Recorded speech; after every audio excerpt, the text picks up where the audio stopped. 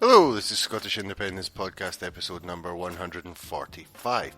And this episode is another, but probably the last one in the collection of speeches from the recent Scottish Independence Convention. This time around we've got another two speeches. The first is from Stewart Kirkpatrick, who was the Digital Operations Manager for Yes Scotland and has continued campaigning for Yes. And then Sarah Beattie-Smith from the Green Party and Women for Indy. So here's your chance to have a wee listen to what they said. Give it a go and I'll have a wee word with you at the end. Next speaker is a man who I have a great respect for and I've worked with over many years in many outlets.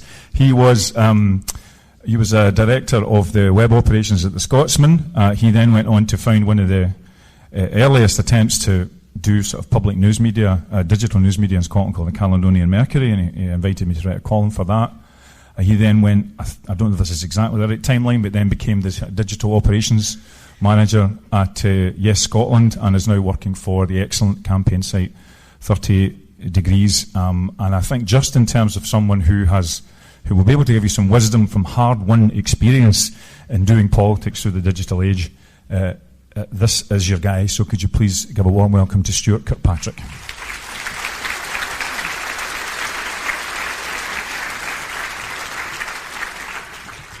Hey, thank you, everyone. I'm going to talk a little bit about some of my reflections on why we didn't win last time and some ideas about things we should be saying now. But the big caveat, just to follow on from that excellent presentation, is that there are things we don't know that we really, really, really, really need to know if we're going to win next time. And there are questions we need to ask. So I'm going to kick off by saying that I've not really got anything against Clackmannanshire. Apart from, in one sense, it's somewhere I never ever want to go to again. So on the 18th of September 2014, I downed tools at the Yes Scotland office at Hope Street, staggered across the road to the Potstill pub, which was the unofficial meeting room of the Yes Digital team. I threw down a large malt of the moment, Glenfarclas, if I remember correctly. And then I got a lift through for the results event at Dynamic Earth in Edinburgh. I arrived just before the Clackmannanshire result came in, and when it did, I knew, we all knew that we'd lost. Now, there are plenty of people who say that they knew we were going to lose, but I was not one of those people. I was convinced we would pull it out of the bag right up until that result. So it hit me very, very hard, and I made a promise to myself that I'm never, ever going to feel that way again. Now, thank you.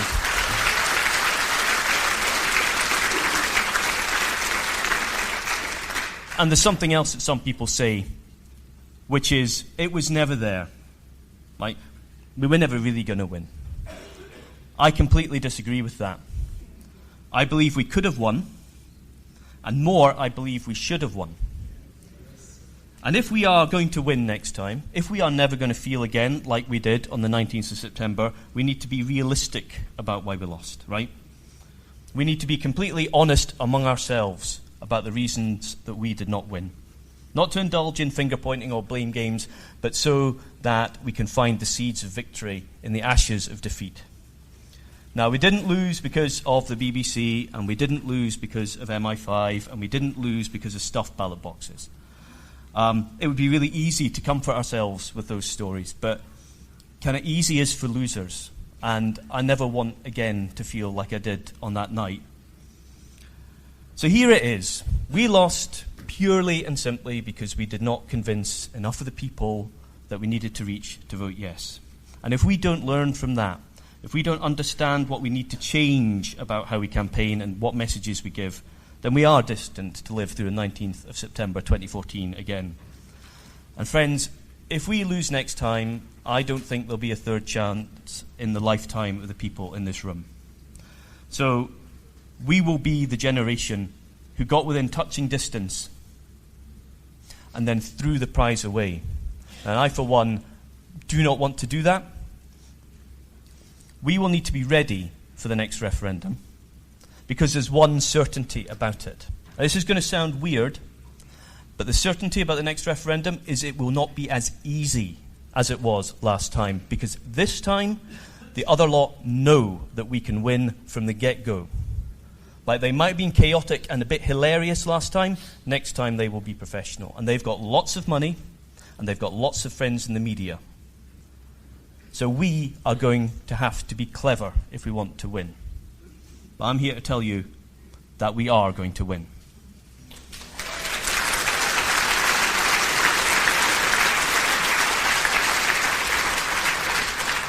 Like everyone else in this room, I suspect, I started thinking about how to win the next referendum during my hangover and tears on the 19th. So I think my first point is in some ways it doesn't actually matter at the moment what the date of the next referendum is, as far as we're concerned, right? One of my favourite proverbs is that the best time to plant a tree is 20 years ago, and the second best time is today. The right time to start campaigning for an independence referendum is now. Now, I was going to go into a huge spiel about why we need to get up and do it, but then I thought about the people in the room, and I thought, Stewart, what the hell are you talking about? I doubt there's anyone in this room who stopped campaigning for independence after the last referendum.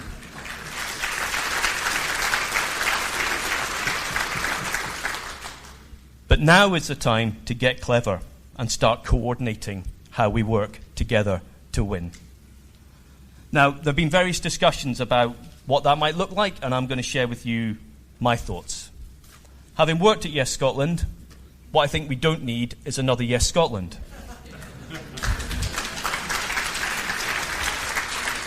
And I love the fact that the applause for that was led by Elaine C., who was on the board.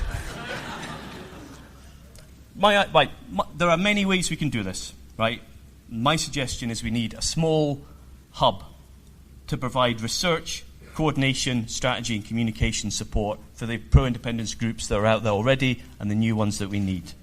We need facts, we need messages, and we need to get on the front foot with the media so that we can drive the news agenda. And I'm looking forward to hearing what Richard has to say. We've been shown kind of a tantalizing taste of the information we need, but we need really in-depth research into why we lost. We need in-depth research into what will persuade those people who are persuadable. We need to find out who they are, and then we need to test messages with them to find out what we can use to reach them. We also, and I'm sure there are lots of people doing this already, need to collate every possible quote from unionist politicians and from Better Together, from the last referendum, from the EU referendum, so that we can throw it back in their faces when they chuck out their scare stories in the next independence referendum. When challenged by the Tories over we don't have a plan B, we can point out that they didn't have any plan for Brexit, aside from a daft slogan slapped on the side of a bus. Now, some of that work will need to be done by professionals. A lot of it will need to be carried out by Yes activists up and down the country, starting now. Because the one advantage that we have, and the reason that we will win, is us. We don't have any idea when the next independence referendum will be, and yet 800 of us have gathered here to discuss how we're going to win it. I would challenge the remnants of Better Together to meet in a phone box. But this is just the tip of the activist iceberg. Our great strength is our diversity and our commitment. So let's talk about how we deploy that. Our trump card is our grassroots network.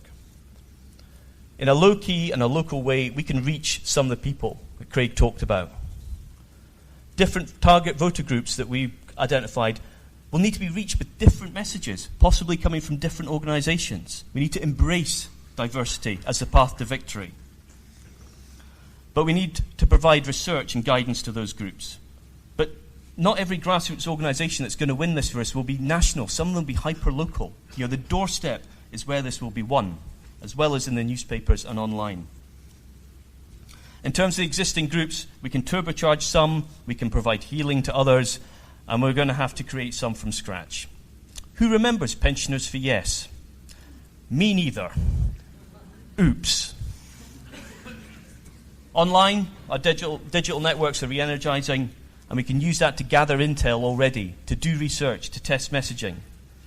One powerful tactic we tried last time that kind of worked is we got undecideds to email in questions. We were then able to break down those into topics, showed us what different parts of the country were thinking about independence and where they had unanswered questions.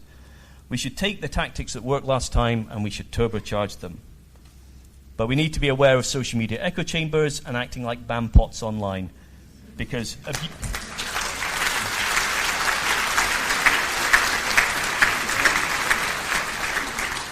I don't need to tell the people in this room that abusing people is a really dumb way to try and sell them something. So I'm going to talk a wee bit about what I think we should say now, but the caveat on this is guesswork, right? This is what my gut tells me, and we don't need my gut, substantial though it is. What we actually need is hard information. But this is kind of my starter for 10 on what we need to do next. And here's, I think, the key message that we could deploy right now. In an uncertain world, the only security is to be in control of your own decisions.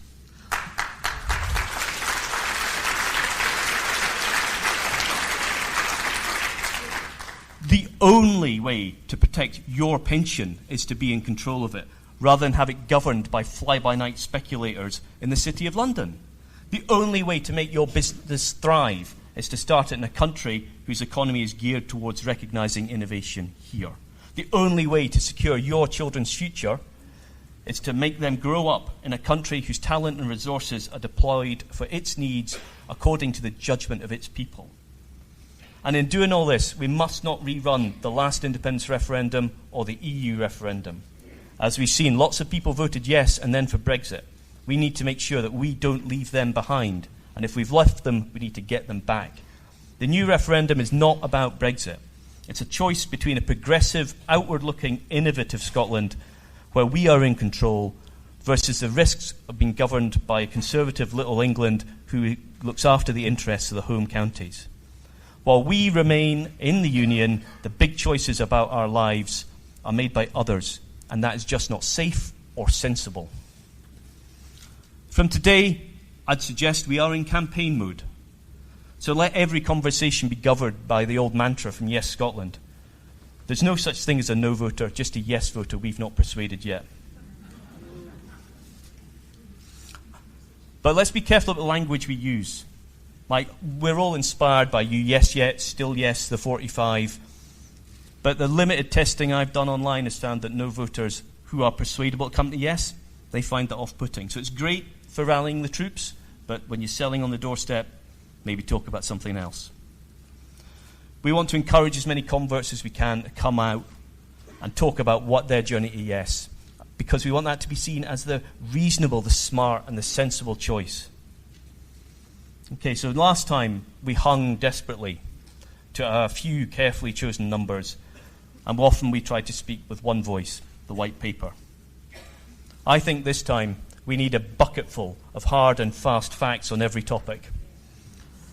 And we need hard and fast, copper-bottomed, fact-checked, solid visions of an independent Scotland. Not one vision, but a multiplicity of visions designed to appeal to a multiplicity of voters. Instead of one white paper, let's give the voters a sweetie shop, a panoply of policies that will show how we can transform Scotland if we transfer power from Westminster to Holyrood. Because, the question isn't actually what bleeding currency we use. The point is that the choice of currency should be up to the people who live in this country, according to the needs of this country. So whether you're in the SNP, or the Greens, or Labour, or Rise, or like me, no party, what you're campaigning for is the notion that in an uncertain world, the safest course of action for us here in Scotland is that our resources should be deployed according to the decisions of the people who live here. I think next time, though, we need to be frank about the challenges we face. And we need to be honest about the difficulties we may face and then show that we have realistic plans to overcome them, because then we can focus on the benefits of being independent and show that they far outweigh the risks of staying in the Union. We don't all have to agree. We just have to show the policies and the possibilities on offer if we embrace the future. So, I'd like to see a renewable energy boom to put the oil years to shame. I'd like to see us all share in this nation's vast wealth.